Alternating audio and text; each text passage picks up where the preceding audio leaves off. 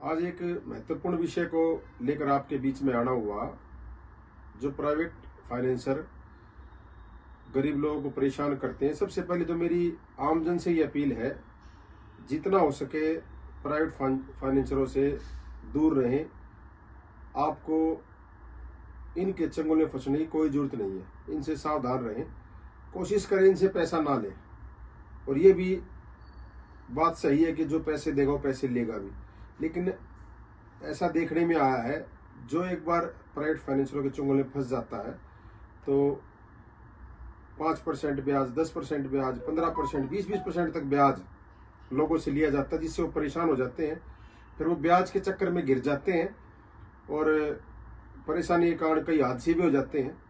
तो इसीलिए प्रशासन ने ये कहा कि जो प्राइवेट फाइनेंसर हैं, क्योंकि ऑथराइज नहीं है सरकार से ये, तो शिकायत प्रशासन को दें, स्थानीय प्रशासन को, अगर आपको कोई लीगल तौर पर परेशान कर रहा है।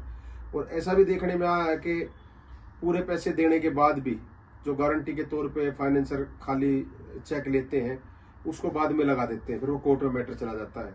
तो ऐसे बहुत से केस हमने जब पोस्ट डाली कि अभी प्रशासन को सूचित करें अगर कोई गरीब आदमी को परेशान कर रहा है प्राइवेट फाइनेंसर, तो उस पोस्ट डालने के बाद हमारे पास ही तकरीबन पूरे हरियाणा से 1000 से ऊपर फोन आ चुके हैं कि मेरे को इतने पैसे दिए, इतने मैंने पूरे दे दिए, इतने पेंडिंग है। तो मेरी आमजन से अपील है कि अपना गुजारा ठीक ठाक करके इनके चक्कर में ना पड़े। और प्राइवेट फाइनेंसर, मेरी प्रार्थना है, जो प्राइवेट फाइनेंसर मेरी बात को सुन रहे हैं, कि भाई ठीक है आप अपना बिजनेस कर रहे हैं, लेकिन गरीब आदमी की तरफ देखते हुए आपने पैसे दिए, बड़े पैसे आप ले, लेकिन नाजायज तौर पर उनको परेशान करना, अनावश्यक दबाव डालना, ऐसे हालात पैदा कर देना कि वो कोई गलत कदम उठाएं। तो मेरी प्रशासन से भी अपील है कि गरीबों को बचाया जाए।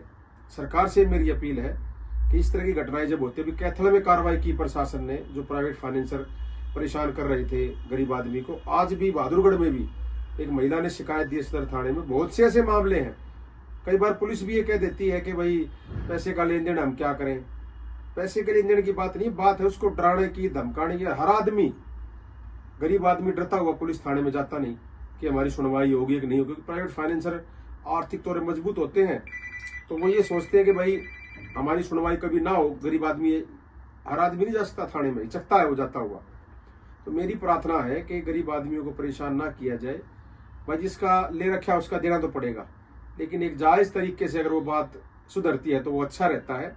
तो मेरी अपील प्रार्थना रहेगी इस वीडियो के माध्यम से कि भाई किसी भी साथी को, किसी भी गरीब आदमी को कोई प्राइवेट फाइनेंसर परेशान करता है तो अपने स्थानीय प्रशासन को उसकी लिखित में सूचना देकर ये बताएं कि मैंने इतने पैसे लिए, इतने मैंने वापस दे दिए और इतने मेरे पेंडिंग है, उसके बाद भी है। तो ये चीजें आपके पास रिकॉर्ड भी होना चाहिए कि आपने किससे लिए, और कोशिश करें कि इनसे थोड़ा बच के रहें। तो मेरी अपील रहेगी सबसे, और उम्मीद उपेक्षा करूंगा कि ऐसी घटनाएं ना हो प्रदेश में। इसके लिए आम जन को जागरूक होना पड़ेगा। धन्यवाद।